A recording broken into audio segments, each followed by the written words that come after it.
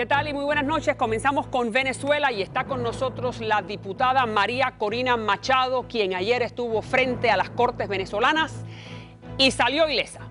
¿Qué pasará mañana con ella y con otros que están en esa llamada lista negra por supuestamente estar organizando un magnicidio en contra de la figura del presidente Maduro? Ya veremos, pero le damos la bienvenida a María Corina. También vamos a Irak, a donde el presidente de este país ha prometido no enviar más tropas norteamericanas, pero las circunstancias lo han forzado a cambiar su postura y hasta tener que dialogar con el enemigo histórico que se llama Irán. Y a este país siguen llegando miles y miles de niños sin sus padres y sin legalidad. Niños menores de edad que están cruzando la frontera desamparados para los Estados Unidos. Esto es una crisis de proporciones humanitarias inesperadas y con grandes consecuencias para el Departamento de Inmigración, que es lo que va a hacer el gobierno federal, ya les voy a contar. Y finalmente, continuamos con nuestra serie de los balseros. Y en particular le vamos a presentar a este caballero que le traducía a los guardacostas norteamericanos esos relatos que le permitieron ver y oír cientos de historias de horror en el medio del mar. Esta noche, 20 años después, honramos a todos esos valientes. Bienvenidos a María Elvira, el primer programa de información y análisis para todos los hispanos de Estados Unidos. A trabajar.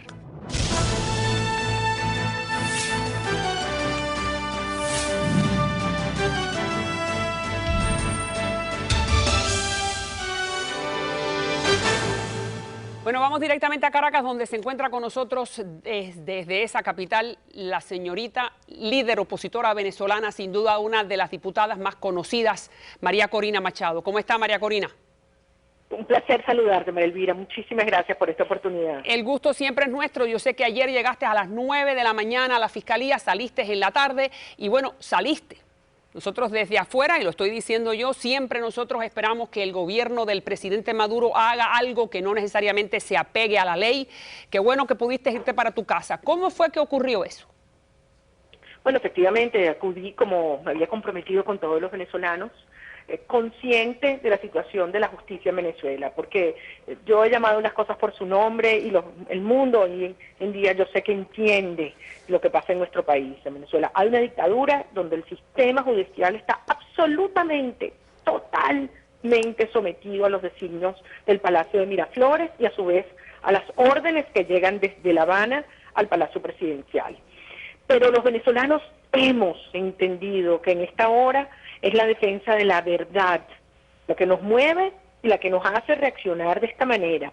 Jóvenes estudiantes que han sido atacados, disparados, golpeados, torturados, siguen en nuestra lucha. Claro. Sus madres los acompañan, periodistas, activistas de derechos humanos, desafiando la censura y la persecución. Ok, pero vamos a tu caso en particular, vamos a hablar puntualmente y después vamos a hablar de los manifestantes. Sabemos que tenemos todos los días videos de esos actos tan valientes de los muchachos estudiantes. Explícame cómo la viste tú, qué es lo que esperabas y qué fue lo que sucedió el día de ayer.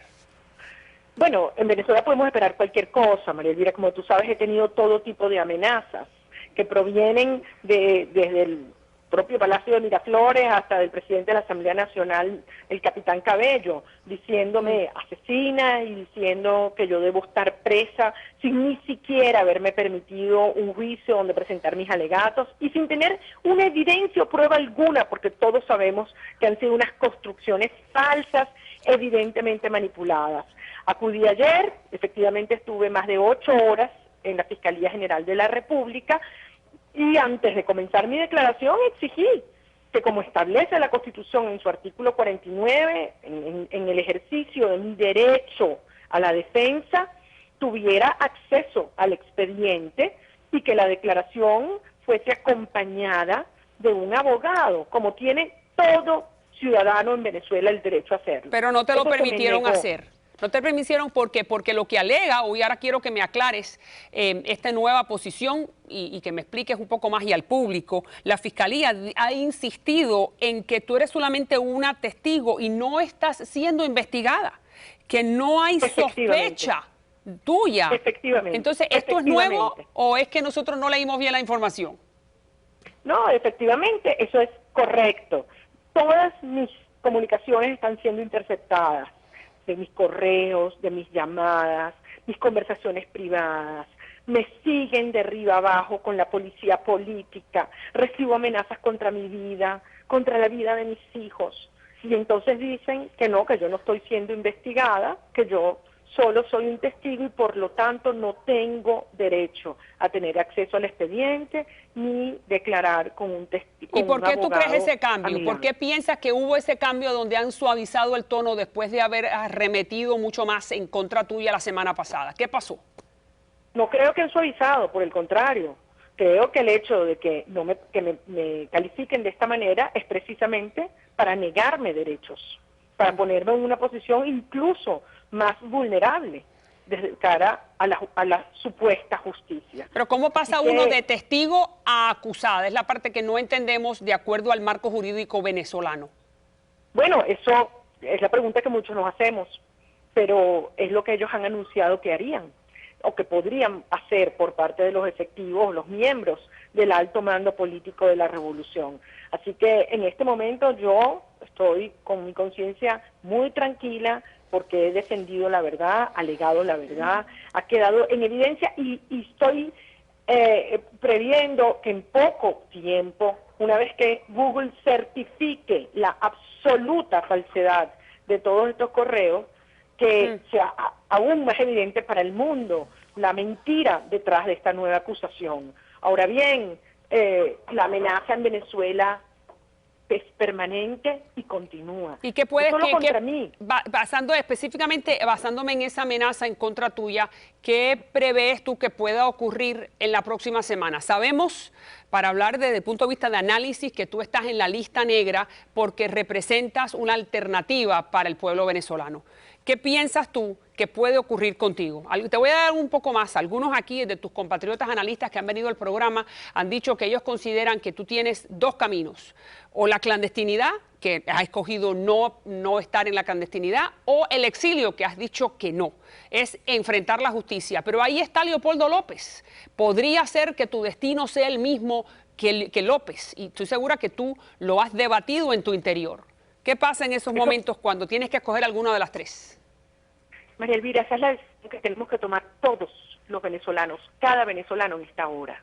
Es una decisión personal en el sentido de claudicamos, abajamos nuestra voz o asumimos una lucha.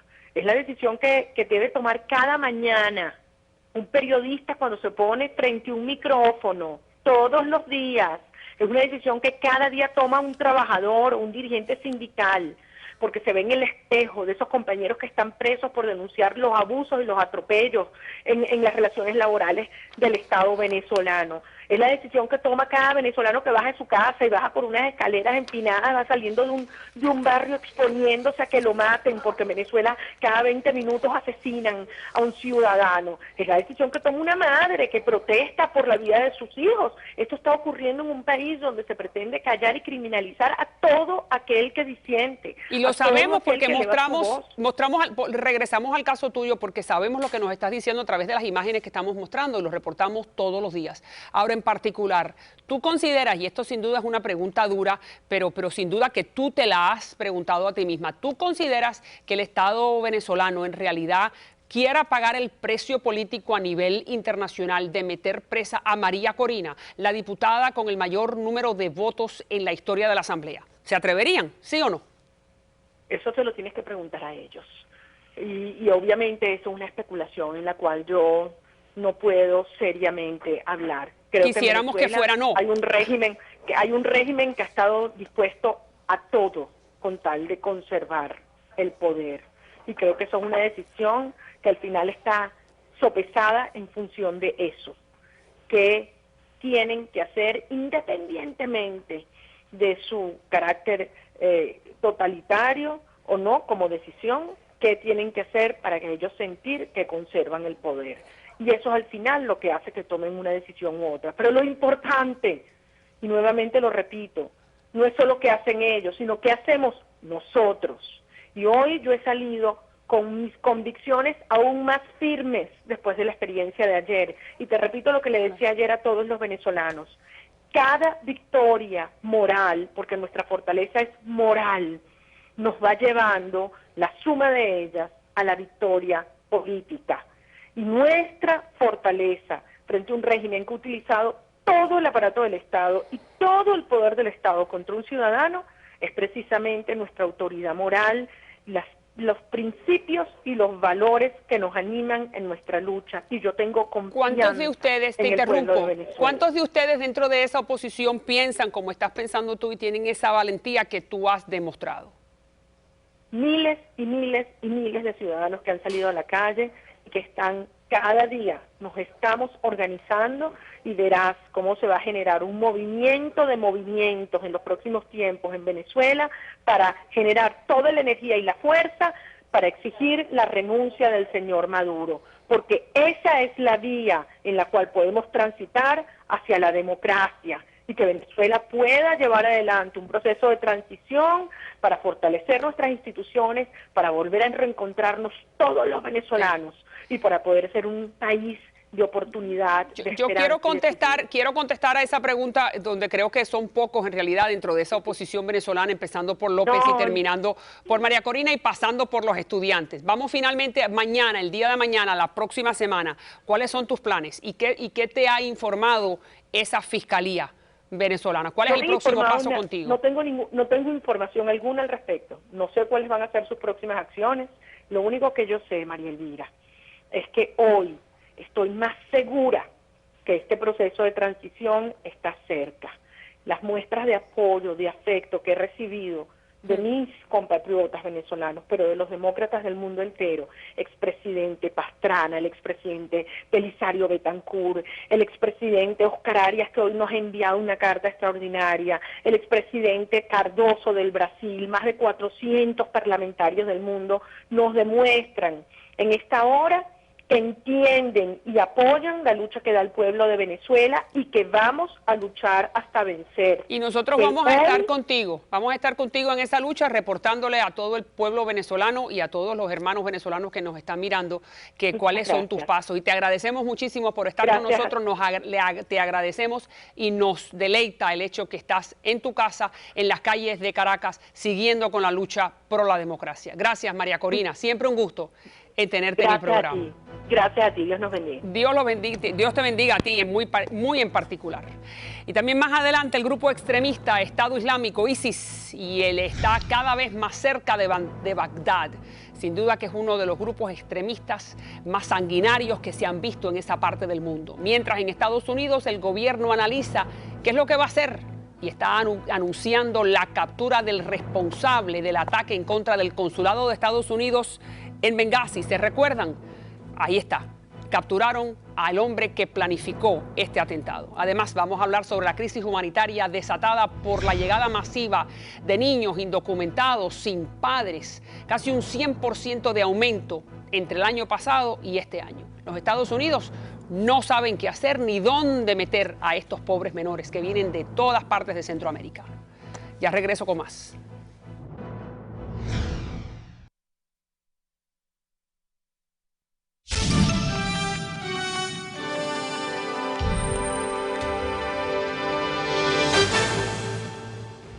Irak está cada vez más cerca de la guerra civil. El grupo terrorista Estado Islámico de Irak y Siria se acerca peligrosamente a Bagdad. La gravedad de lo que ocurre ha llevado a que Estados Unidos evalúe la posibilidad de iniciar consultas con uno de sus mayores y más conocidos enemigos, Irán, el que podría ser clave en este conflicto, mientras los norteamericanos han enviado ya 4 buques de guerra al Golfo Pérsico. Con estas imágenes, los milicianos de ISIS siembran el terror. Aseguran ser capaces de mucho más. Ya se informa de deserciones masivas en el ejército iraquí, aunque miles de voluntarios chiitas han llegado de refuerzo y se han abierto camino hacia la capital con el control de varias aldeas y ciudades. Poco a poco se conocen nuevos detalles sobre el líder de ISIS, un personaje nada nuevo para el Pentágono. Al-Baghdadi, ahora apodado como el nuevo Bin Laden, estuvo 4 años preso en un centro de detención estadounidense en Irak por pertenecer a la insurgencia. El día que fue puesto en libertad en 2009, al despedirse le habría dicho a los guardias: "Nos vemos en Nueva York". Pero ahora parece mucho más que eso. La amenaza de alguien que en pocos años formó un grupo fuertemente armado que según el Centro Brookings de Qatar, tiene hasta 8.000 miembros solamente en Irak y que no necesita ayuda económica externa porque son considerados los terroristas más ricos de la actualidad. Los terroristas más ricos de la actualidad. Le damos la bienvenida al señor Alberto Milián, a usted que fue miembro de las Fuerzas Armadas norteamericanas. Usted sabe lo que ocurre en un campo de batalla como ese, además de ser abogado. Gracias, Alberto. Esto es sorprendente, que están a 60 kilómetros de las puertas de la capital de Irak, en una ciudad que se llama Bakuba, y dicen que hay una carretera que los lleva directamente hacia la capital. ¿Qué pasa si estos señores llegan a Bagdad? Bueno, eso complica las cosas muchísimo. Mientras que ellos se mantengan en este tipo de camino, ¿no?, en este tipo de carretera, son muy vulnerables a un ataque aéreo y eso le facilitaría a los Estados Unidos, si quisiera tomar acción, y tenemos los recursos militares en esa región con estos buques militares para atacar.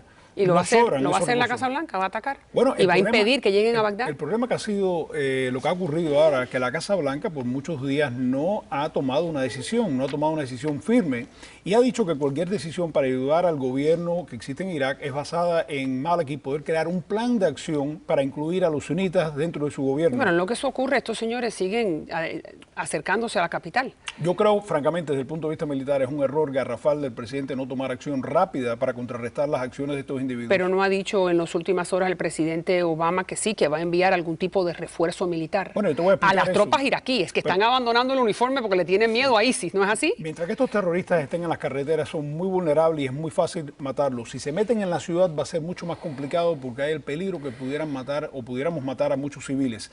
La decisión del presidente de enviar efectivos militares son de dos tipos. Primero, para reforzar la embajada norteamericana.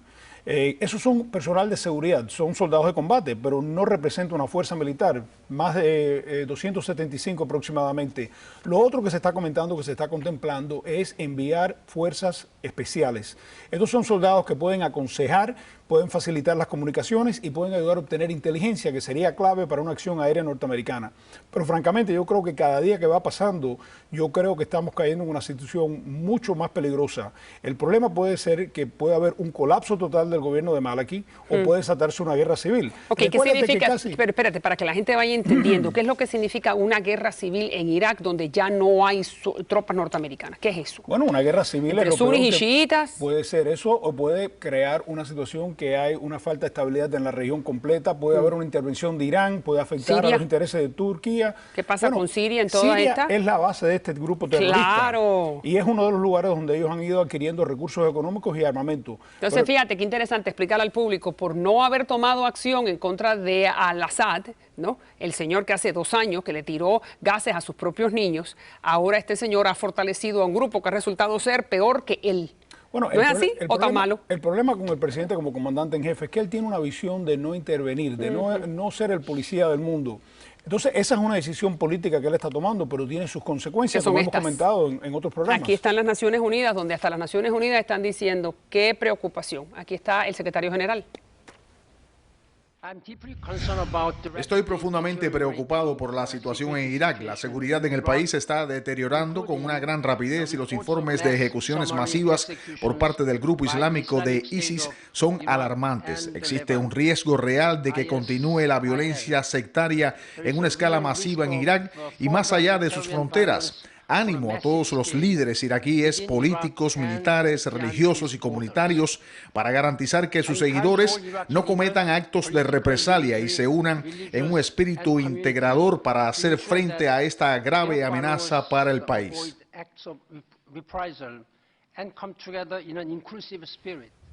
Me encanta todo el bla, bla, bla diplomático, pero la realidad es que el presidente Obama está luciendo peor desde el punto de vista de su propio compromiso con los norteamericanos ante el mundo. Sabemos ahora, Irán va a tener que negociar con Irán, Estados Unidos. Creo que se va a beneficiar mucho Irán. Pero por favor, pero no es nuestro gran archienemigo legendario, histórico, que tiene las armas nucleares, mira, que es el que odia a Israel. Pero todo eso tiene razón. Y Irán se pudiera beneficiar muchísimo por esta situación ahora, estar aliado con los Estados Unidos en contra de los sunitas, estos fanáticos.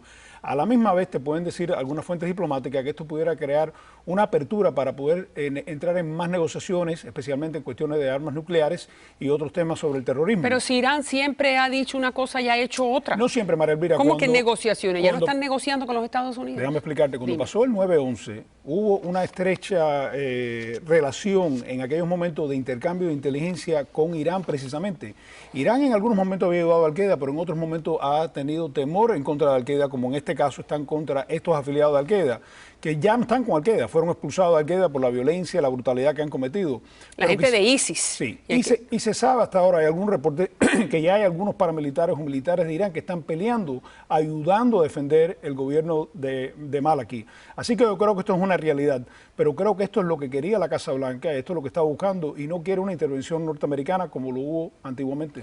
Lo que está buscando entonces la Casa Blanca es acercarse, aunque haya sido un enemigo legendario, Irán, y sabemos que es el enemigo número uno por el problema de las armas nucleares, no, los reactores nucleares que pueden hacer bombas que no son buenas para Israel. No, pero ahora hay que acercarse. Entonces, bueno, esa es la política. En la realidad, alguna vez en la Segunda Guerra Mundial, este país estuvo aliado a la Unión Soviética y a Stalin, uno de los dictadores peores en la historia de la humanidad. Aquí el peligro más grande ahora es el grupo terrorista, esta milicia, el peligro que representan para la región y el colapso que pueden representar para un gobierno que nosotros hemos estado alimentando económicamente, políticamente, y un gobierno que tiene que crear la estabilidad para no entrar en un estado de guerra civil. Fíjate, ahí están las ciudades, tú lo puedes ver en el mapa, las diferentes ciudades que ya están bajo la protección o bajo el liderazgo de este grupo que se llama ISIS y que es un grupo que ha salido de repente, es el más rico, el que tiene mejores armas, fueron miembros de los soldados iraquíes. ¿No es así? Cuando nosotros los norteamericanos desbandamos o desintegramos las Fuerzas Armadas de Irak, estos señores se unieron y ahí está ISIS en Irak, fuertísimo. Y en estos pueblos están imponiendo la ley fundamentalista, la Sharia, incluyendo las barbaridades de amputarle las manos a la gente, de decapitar a las personas, humillar a las mujeres. Y uno de los peligros grandes que pueden existir en este caso es que mientras más pueblos de estos ellos van controlando, más difícil va a ser sacarlo de esos pueblos. Ese tipo de combate es extremadamente difícil. El punto débil de ellos es cuando están expuestos. Pero para que los televidentes entiendan... Y ahí está el líder, que estamos puesto en pantalla, el líder que se llama al-Baghdadi, que es desconocido. Adelante. Pero están a menos de 1 hora de Bagdad. Claro. Eso es un problema muy grave para el gobierno norteamericano porque recuérdate que la embajada nuestra ahí, la zona verde que le llamaban, esa zona de seguridad tiene más de 5.000 empleados norteamericanos. Por eso el presidente decidió enviar estas fuerzas de seguridad. Pero hasta ahora no han dicho si van a tomar una acción militar, que son las acciones quirúrgicas de la aviación norteamericana. Entonces te pregunto lo que comenzamos al principio del programa. Supongamos que estos señores logran llegar a Bagdad, que es la capital, y estos señores logran tomar Bagdad, porque sabemos que las fuerzas iraquíes están abandonando los uniformes y las filas y no hay quien pelee. ¿Qué pasa con nosotros? ¿Qué pasa con la zona verde? Yo creo que sería un estado de atrocidad. Yo no creo que se pueda aguantar una defensa de esa embajada en ese momento y si el presidente no actúa puede estar a riesgo todo el personal norteamericano en ese país. 275 soldados no van a poder contra miles de militares que están atacando. Y la batalla dentro de un campo así, en una ciudad, es mucho más difícil. Tiene muchos obstáculos para defender y pudiera ser un desastre, pudieran haber atrocidades, masacres de personal. Así que yo creo que si el presidente va a intervenir, debe hacerlo antes que lleguen esas milicias a Bagdad. Una buena noticia, la Guardia Revolucionaria del Ejército de Irak está en papel de defender a esa ciudad. La mala noticia es que casi una tercera parte del ejército de Irak ha desertado. Ahí está. Vamos entonces a hablar de la última noticia, donde está el presidente Obama, que lograron capturar a Katala. Katala era el hombre que miró o que programó el ataque a nuestro embajador en Benghazi. Cayó el embajador y 3 otros funcionarios y entonces lograron capturarlo. ¿Por qué? Y lo capturaron en Libia. ¿No es así? Sí, en Libia, un grupo de fuerzas especiales, de lo que le llaman la Fuerza Delta del Ejército Americano, con un grupo antiterrorista del Buró Federal de Investigaciones. Este individuo, no cabe duda que es uno de los líderes de ese ataque, pero algunos testigos supuestamente lo vieron en el puesto de mando durante el ataque terrorista. Muy buena noticia, lo más probable es que ahora en este momento que estamos hablando esté en un buque de guerra norteamericano sometido a un tipo de interrogatorio de inteligencia para obtener más información. Cuando ya pase ese interrogatorio inicial, entonces va a ser entregado a un equipo limpio que le llaman del Buró Federal de Investigaciones, que no tiene que ver nada con ese interrogatorio de inteligencia. Se le darán sus derechos de Miranda como cualquier otro criminal y seguramente que va a ser traído a los Estados Unidos. Guantánamo. No, lo más probable es que venga a los Estados Unidos para ser enjuiciado por actos terroristas cometidos contra un establecimiento del gobierno norteamericano que es el consulado en Benghazi. Entonces, Katalah lo vamos a poder ver en una corte federal norteamericana en Nueva York o en Washington. Ese ha sido el plan. Este individuo, para que lo conozcan bien, es un individuo que estuvo preso bajo Gaddafi, era uno de los líderes de las milicias que estaban en contra de Gaddafi. No agradece la ayuda que dio los Estados Unidos. Ha dicho públicamente varias veces que si los Estados Unidos no hubieran intervenido, que Dios los hubiera ayudado a quitarse a Gaddafi de arriba. Ya. Pero es un individuo que odia a los Estados Unidos y lo que representa a los Estados Unidos. Es interesante también por otra noticia. Recuérdate que al inicio la administración había dicho que esto fue un ataque espontáneo, que pasó por un video que se había producido antimusulmán. Ahora resulta que mientras más se va escarbando, se está demostrando que esto fue un ataque terrorista, que nuestra inteligencia no pudo identificar a tiempo y que no teníamos suficiente personal para proteger al embajador norteamericano. Y ahí está el presidente Obama y sabemos que esto ha perseguido, es un fantasma que ha perseguido a Hillary y al presidente. Y aquí está el presidente. Es importante para nosotros enviar un mensaje al mundo que cuando son atacados los estadounidenses, no importa el tiempo que pueda transcurrir, porque siempre vamos a encontrar a los responsables y los llevaremos ante la justicia. Ese es el mensaje que envié el día después de que ocurrieran los hechos en Benghazi. Y sin importar el tiempo que nos tomó, nos encontramos. Quiero asegurarme de que todos en el mundo sepan este mensaje de manera muy clara. Muy interesante el Medio Oriente. Hay que negociar con Irán. Tenemos al enemigo a las puertas de Bagdad, ¿no? Y el presidente, bueno, lograron la captura de Katalah, pero aún así, Irán y Israel tiene que estar muy preocupado y Obama más todavía. Mira, nunca se va a ver el fin a la guerra. Yo creo que uno de los objetivos del presidente ha sido terminar lo que supuestamente era la guerra global contra el terrorismo. Sí. Estos acontecimientos están determinando de que esto no puede acabar. Esto va a ser un proceso de muchas décadas que tiene que llevar un esfuerzo político, económico y, por supuesto, militar. Estamos en pie de guerra y vamos a seguir de largo rato. Mientras que exista el odio que producen estos grupos fundamentalistas, tenemos que estar dispuestos a pelear. Gracias, Milian. Siempre notable tu participación. Gracias. Y un gusto en recibir todo esto que nos estás explicando. Y cuando regresemos, miles y miles de niños de los nuestros, indocumentados, sin padres, menores, llegando a Estados Unidos a través de la frontera. Ya se habla de una crisis humanitaria y el viernes está el secretario de Estado hablando con los presidentes de estos países. Retomamos nuestra serie Orgulloso de ser balsero y hoy hablamos con alguien que vio y presenció muchos horrores en el mar. Y ahora los dejo con noticias de la despedida de hasta hace pocos días del rey Juan Carlos I, que mañana oficialmente a medianoche deja de ser rey. Aquí hay más información. He decidido poner fin a mi Desde reinado este día, y abdicar la corona de España. la agenda del rey se ha convertido en una larga despedida. Pero seguir adelante, estaré siempre. Primer adiós para los empresarios en el Palacio del Pardo. Y remate de la faena por la tarde en Las Ventas, presidiendo su última corrida de toros como monarca. En su adiós, el rey refuerza su compromiso con la educación. Tendré que pedirle permiso al príncipe para seguir dando becas.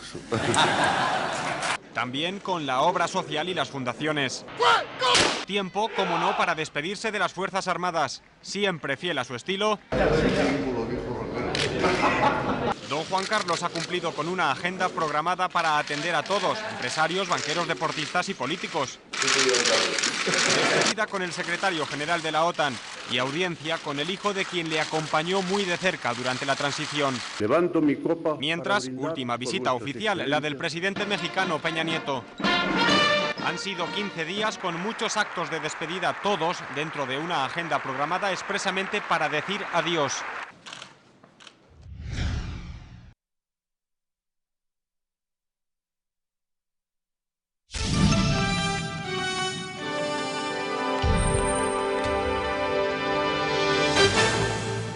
Porque la llegada masiva de cientos de miles de niños indocumentados a este país ha colapsado, ha hecho que colapsen los albergues de menores, específicamente en Arizona. Varios estados del país ya le están haciendo frente a lo que se llama una epidemia espantosa, donde no saben dónde meter a estos menores. Y Naciones Unidas ya lo ha catalogado como una crisis humanitaria. Le damos la bienvenida a dos personas que han estado siguiendo de cerca, no solamente nosotros, sino todos los medios de comunicación norteamericanos están haciéndose eco de esta noticia de niños de Centroamérica, Salvador, Honduras, Guatemala, llegando a los Estados Unidos, cruzando la frontera. Gracias, Junior Piñeros, abogado, y Carlos Pereira, director del centro de uno de los centros de migración aquí en el sur de la Florida. La realidad es que los Estados Unidos han dicho que esos niños no se van a quedar aquí, aunque los padres los están mandando. ¿No es así, señor abogado? Exacto. Ellos, los Estados Unidos están diciendo que ellos sí van a tratar de reunificar a todos estos niños con familiares. Ellos tienen 72 horas para buscar dónde están la familia de estos niños, después para moverlos para otros centros como HRS. Pero el problema es que estos niños sí van a seguir con su proceso de deportación. Es decir, ahora van a tener con quién ir, si encuentran a la familia o alguien que se haga cargo de ellos. Pero el gobierno ha dicho muy claramente que sí, al final van a regresar a su país, van a tener su día en corte, pero una cosa que podemos tratar de hacer en la corte, por ejemplo, es alargar esa próxima audiencia a un año, a un poco más. Claro, pero ¿y qué pasa con ese niño en esa cuando usted alarga esa audiencia? ¿Sigue dentro de una base militar? No. No, lo que están tratando de hacer es para cada niño encontrar ese familiar.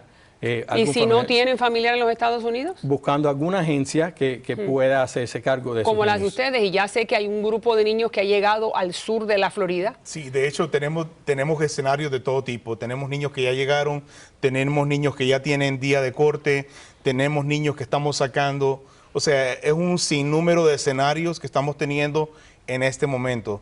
Dígame un ejemplo, hágame una fotografía de uno de esos niños. Guatemalteco, salvadoreño, hondureño. Oh my God, ¿De qué tenemos edad? niños de todas edades. 5 años, 7 años, 10 años. 6 meses. Tenemos niños de ¿Cómo 6 meses. Tenemos niños de 6 meses, de 1 año, de 2 años. Pero tenemos que cruzó niños caminando solo. Tenemos niños con discapacidades, tenemos niños con problemas. Es un sinnúmero de situaciones humanas las que estamos teniendo ahí. ¿Y quién no está cuidando a esos niños ahora mismo? Ahora mismo, después de que son procesados, están llegando ciertos refugios en Oklahoma, en Baltimore, en Nevada, en diferentes lugares. Nosotros en Florida vamos a empezar a recibir niños pronto. Wow. Una vez que nosotros identificamos dónde están, empezamos un diálogo, un proceso para juntarlos con su familia, donde estamos asegurando que estos niños van a ir a corte, que estos niños van a tener su debido proceso y educación, todos los servicios que se le dan a un niño. La mayoría de esos niños que están cruzando la frontera solos, ¿tienen padres o madres en los Estados Unidos? En su mayoría. En su mayoría. Entonces, eso es una de las razones que ha alentado a los padres a que crucen, para que se vengan a encontrar con ellos aquí. Exactamente. ¿No es así? Sí, Pero entonces, ¿por qué la base naval están llenas? ¿Por qué en este momento la base naval de Ventura, en California, tuvo que cerrar? Porque la capacidad de 600 menores en las instalaciones ya no da más. Porque la forma de que están procesando todo esto es, los envían con coyotes, inmediatamente que cruzan la frontera, se los entregan a inmigración. Migración los recibe, los procesa, y entonces empieza una transferencia. Pero para inmigración los refugios. se lo da a los padres. No, no, se lo está claro. entregando a refugios y el refugio está trabajando con nosotros para que entonces tengamos la reunificación familiar. Claro, porque los Estados Unidos, el gobierno de Obama no necesariamente ve con buenos ojos que los niños lleguen a la mano de los padres, ¿no es así? Porque han dicho la misma embajadora norteamericana en El Salvador, la señora Ponte, que van a ser repatriados, que no pueden ser legalizados. Bueno, sí van a ser repatriados, pero el gobierno sí tiene mucho interés supuestamente a reunificar a estas personas con la familia. Pero recuerde que estamos mirando una cantidad muy alta, estamos hablando este año de ver entre 60 y 90 mil niños.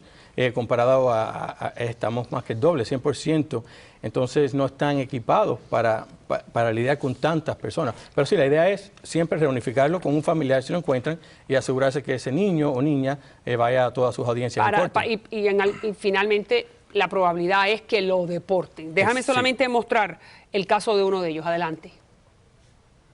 Está feo la cosa en Honduras, mucha mara, mucha delincuencia. Por nada lo quieren matar a uno. Ya sentía que me moría, fue que me paraba el corazón. Dejamos que nos agarraran porque ya. O sea, dejaste que te cogiera la policía. Sí. Entonces estamos viendo esta crisis básicamente por dos razones, porque los niños están huyendo del crimen en sus países. Exactamente. ¿Y la segunda? Hay dos situaciones. Están huyendo de la extorsión por ese envío de dinero que los familiares envían a sus países, las famosas remesas. ¿Pero cómo que extorsión? Explíqueme. ¿Quién extorsiona a quién? las maras, Sí. las gangas, la Mara Salvatrucha, la MS-13, trata de que todos los niños que reciben fondos, estar encima el día que estos padres, estos abuelos, familiares reciben dinero. Segundo, empieza otro proceso de desarrollo a nivel crimen organizado que quieren reclutar a todos los niños que van llegando a la edad de 12, 13 años y muchos padres están buscando salvar a sus hijos de esta situación. Wow. Porque es una situación que genera más caos en Centroamérica y es una situación aislada de lo que es reforma migratoria. Dígame, la información que más nos afecta es el hecho de que cuando llegan a estas bases navales hay no necesariamente buena higiene, no necesariamente los tratan bien, hay sobrepoblación, hay problemas de higiene, de comida, violación sexual.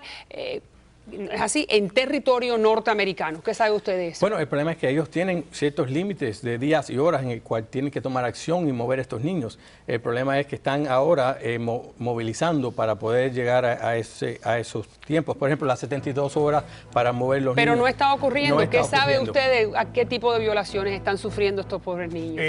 Realmente yo creo que están de alguna forma seguras a nivel de lo que es su supervisión. Qué bueno. Pero internamente no hay mucho control cuando hay sobrepoblación. No permiten que la prensa entre, no están permitiendo el acceso de nadie. A los centros donde están detenidos estos niños. Exactamente. Seguimos con la información. Que es muy típico de todos los centros de detención. Pero yo no esperaría eso en los Estados Unidos. Y también los refugios nos han limitado.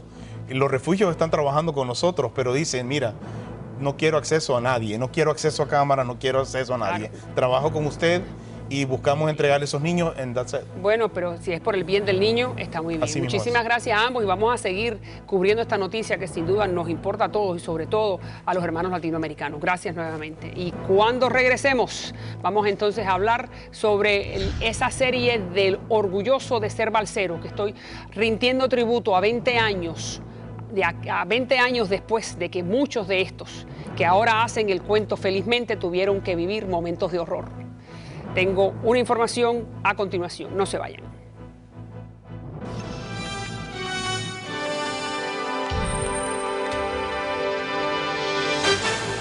Hacemos una pequeña pausa para darle la bienvenida al señor Neil González, que es un experto en accidentes. ¿Cómo está usted, caballero? Muy bien, gracias. Un placer de estar contigo, María. El gusto es nuestro. Vamos entonces a hablar de cuáles son los temas más importantes cuando se trata de un accidente y uno de ellos es los derechos legales de la persona que está accidentada. ¿Cuáles son? La persona que no ha sido el culpable, sino víctima del accidente, tiene derechos a compensación a todas sus pérdidas, sea de propiedad, sea del cuerpo, dolores en el cuerpo, dolor y sufrimiento, pérdida de salario, pérdida de cualquier cosa que ha sufrido resultando del accidente, tiene derecho. Y dígame, esa cifra de los $100,000 que uno siempre escucha, que la persona tiene derecho a $100,000, en realidad la compensación, ¿cómo es? Bueno, eso es de PIP. Son $10,000 que usted tiene de su seguro para pagar los gastos médicos, pérdida de sueldo o cualquier gasto extraordinario que fue causado como consecuencia del accidente. ¿Y se puede más o menos estimar cuánto dinero va a resultar de ese accidente? Después de que sabemos qué es su estado médico, tenemos unos veredictos de la corte que podemos comparar a sus heridas y sacar más o menos cuánto usted puede cobrar. Cuando usted me dice corte, ¿qué usted me quiere decir, González? Un veredicto del jurado. Cuando nosotros leemos esos veredictos, comparamos los daños, comparamos el accidente, sabemos más o menos lo que usted debe de cobrar por sus daños. Perfecto. ¿Cómo se comunican con usted, González? 786-924-0999. ¿Por qué no me llaman? Y si lo llaman, acuérdese que el mejor precio, el mejor trato y el mejor servicio para la gente referida por este programa. Personalmente. Así me gusta. Gracias. Hasta la próxima.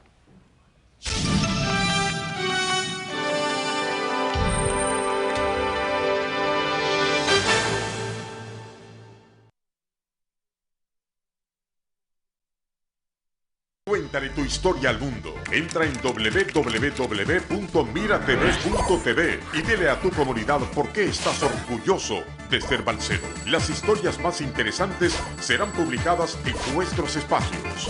A 20 años del éxodo de los balseros, La historia continúa. Recuerda, entra en www.miratv.tv y ayúdanos a mostrarle al mundo de lo que es capaz un ser humano en busca de su libertad.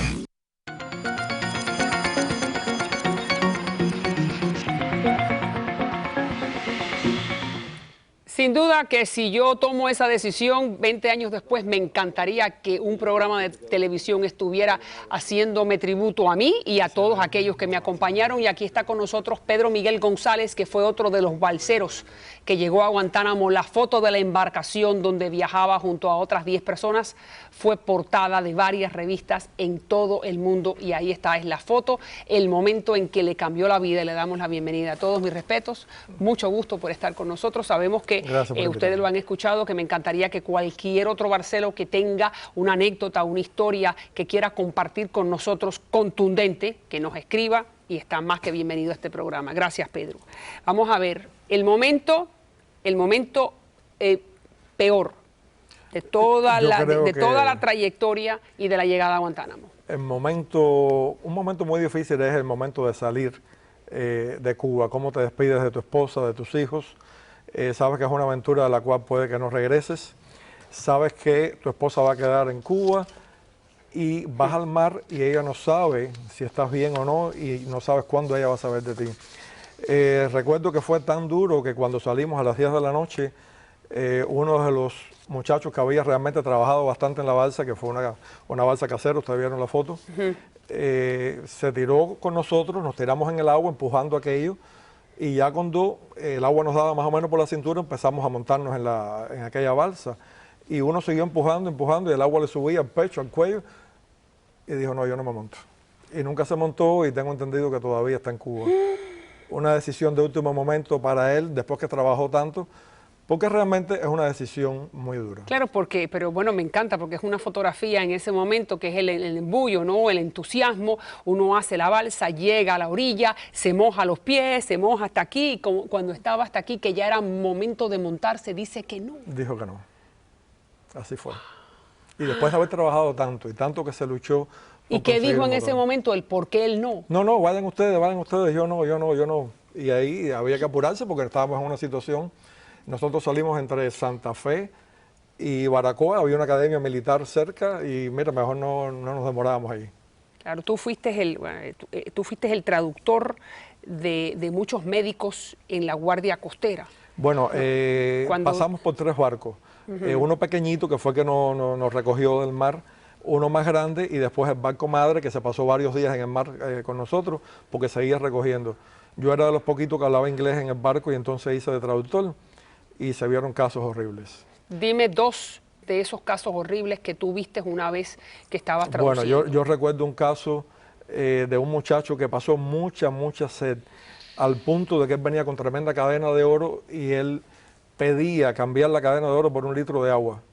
Eso te indica que el oro realmente es muy bonito, pero en una situación de esa no vale. Entre agua y oro, agua. Ese muchacho hubo que llegar y ponerle, hidratarlo. Hubo otro muchacho que, locura, la gente hace las cosas a veces por ignorancia, se tiró en una goma, realmente lo que le dicen una cámara de carro. La cámara de carro, cuando llevas tanto tiempo al sol y en el agua salada, te va comiendo la piel. Y lo que yo vi ese día, ese muchacho hubo que traer un helicóptero al barco y traerlo hasta Miami, porque ese muchacho no sé si se habrá salvado o no. Wow, porque tenía los huesos piel, afuera. Prácticamente. Era bien delgado y la piel se le había ido totalmente. No tenía piel en la espalda. Y una cosa que eso lo vi, es el único balsero que vi así.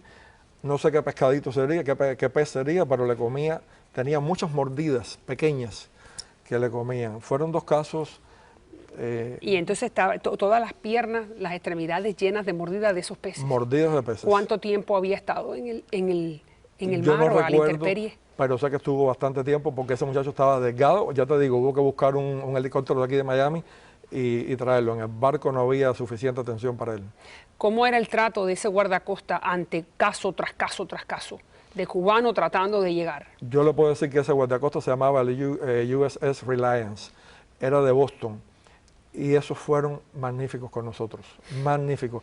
Tenían una paciencia, porque le voy a decir la verdad, como vi casos que eran horribles, también había el que estaba en el barco y veía que un helicóptero vino y se quería llevar, y se llevó uno para Miami, pues bueno, déjame ver que yo invento también. Y hubo muchos inventos y ellos realmente tenían mucha paciencia. Y yo tuve que traducir muchas cosas. Y tuviste que traducir muchas cosas que no eran necesariamente de vida o muerte, ¿no? Es que hay un término que se usa mucho en Cuba que es, oye, resuélveme ahí, compadre, tradúcele al tipo que estoy bien mal, resuélveme, yo creo que te voy a resolver. En ese momento también se utilizaba el resuelve. Oh, no, eso viene Dígame la anécdota de la comida al llegar al guardacosta. Eso es muy interesante. El problema es que cuando nosotros estábamos en el mar, fuimos descubiertos, o sea, que nos vio fue un pescador, Raymond de Ángeles, a quien le estoy muy agradecido, que incluso nos hemos visitado, de Naples, y ellos nos dieron Pepsi y nos dieron espagueti con carne.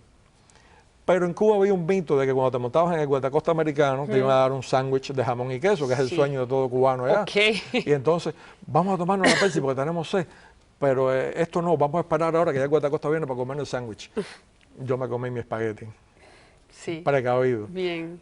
Cuando nos llegamos al barco, agua bomba, como le dicen en Cuba, lo que había era agua tibia, no había ni fría. Y así nos pasamos por 2 barcos sin comer. En el tercer barco nos dieron un arroz con unos frijoles muy grandes. Y el sándwich nunca llegó. El sándwich era un mito, nunca llegó. Cuando llegaste a Guantánamo, ¿qué es lo que más te impresionó? Bueno, muy interesante. Nosotros llegamos a la base naval de Guantánamo y para el cubano la idea de una base naval es un pedraplén, unos cuantos jipes militares, ese tipo de cosas. Pero el barco nosotros era enorme. Entonces, desde arriba veíamos, y yo veía una McDonald's, veía un hotel, veía tráfico de carros modernos, que me parecían muy modernos. Y yo decía, esto no es Guantánamo. Y la gente decía, nos trajeron a Puerto Rico. Hasta que se montó una señora hablando un español muy interesante, que con un megáfono que nos decía, ustedes no viajarán a los Estados Unidos, ustedes están en la base naval de Guantánamo. Y estarán aquí para siempre. ¿No es así? No viajarán. Y quiero mañana continuar, porque se me acabó el tiempo, quiero mañana continuar contigo a ver si entonces me relatas esa anécdota cuando tú llegas y contemplas la posibilidad que te vas a quedar allí para siempre. ¿No es así? Sí, hay muchas historias sobre eso. Y la incertidumbre que a uno le entra, bueno, estoy con los norteamericanos, pero en realidad no estoy. Pedro, todos mis respetos. Nuevamente, mañana te invito para que regreses, y a todo aquel que me está mirando, que tiene ese mismo emblema de balsero con mucho orgullo como que tienes tú, que nos escriba a mariaelvirasalazar.com o a miratv.tv para que ofrezca esa anécdota y que la podamos compartir con todos. Ya regreso.